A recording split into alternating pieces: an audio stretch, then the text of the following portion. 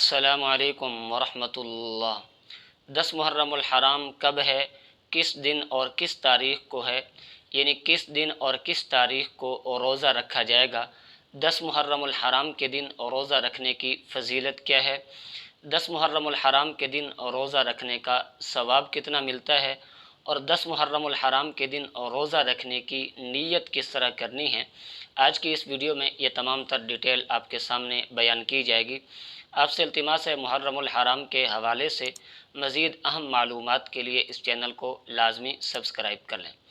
معزز ناظرین، 10 محرم الحرام کے دن روزہ رکھنے کے فضائل احادیث میں بے شمار بیان کیے گئے ہیں۔ چنانچہ مسلم شریف میں روایت ہے، آپ علیہ الصلاۃ والسلام سے پوچھا گیا کہ رمضان کے بعد کون سے دن روزہ رکھنا سب سے زیادہ افضل ہے؟ تو آپ علیہ الصلاۃ والسلام نے فرمایا، افضل الصیام بعد رمضان شہر اللہ المحرم، کہ رمضان کے بعد سب سے زیادہ افضل روزہ رکھنا وہ اللہ کا مہینہ یعنی محرم الحرام کا مہینہ ہے۔ یعنی محرم الحرام کے مہینے میں روزہ رکھنا یہ رمضان کے بعد سب سے زیادہ فضیلت کا سبب ہے۔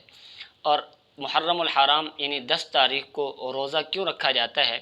بخاری شریف میں حدیث ہے، آپ علیہ الصلاۃ والسلام جب مکہ سے مدینہ منورہ ہجرت کر کے گئے تو وہاں دیکھا کہ یہودی 10 محرم الحرام کے دن روزہ رکھتے ہیں، تو آپ علیہ الصلاۃ والسلام نے ان سے 10 محرم کے دن روزہ رکھنے کی وجہ دریافت کی کہ 10 محرم کے دن تم کیوں روزہ رکھتے ہو؟ تو انہوں نے آپ علیہ الصلاۃ والسلام سے کہا کہ اس دن اللہ رب العزت نے حضرت موسیٰ علیہ الصلاۃ والسلام اور بنی اسرائیل کو فرعون کے ظلم و جبر سے نجات عطا فرمائی تھی، اس لیے اس کے شکرانے کے لیے ہم 10 محرم کے دن روزہ رکھتے ہیں۔ آپ صلی اللہ علیہ وسلم نے فرمایا، انا احق بموسیٰ منکم فصامہ وامر بصیامہ۔ تو آپ صلی اللہ علیہ وسلم نے فرمایا کہ ہم موسیٰ علیہ الصلاۃ والسلام کے تمہاری بنسبت زیادہ حقدار ہیں، اس لیے آپ صلی اللہ علیہ وسلم نے 10 محرم کے دن خود بھی روزہ رکھا اور آپ علیہ الصلاۃ والسلام نے 10 محرم کے دن روزہ رکھنے کا صحابہ کرام کو بھی حکم ارشاد فرمایا۔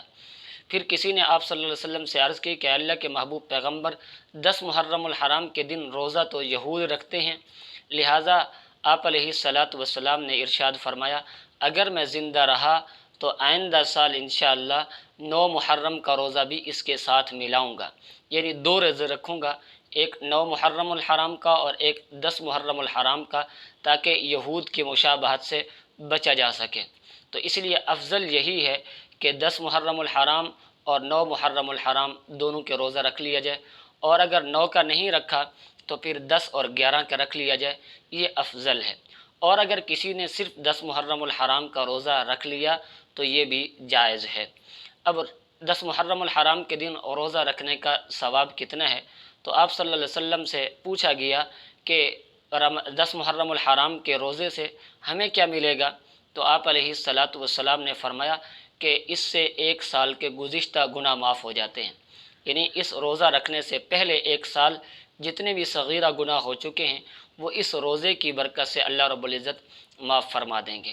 اب یہ ہے کہ پاکستان میں 10 محرم الحرام کب ہے، کس دن اور کس تاریخ کو ہے، کس دن ہم نے روزہ رکھنا ہے؟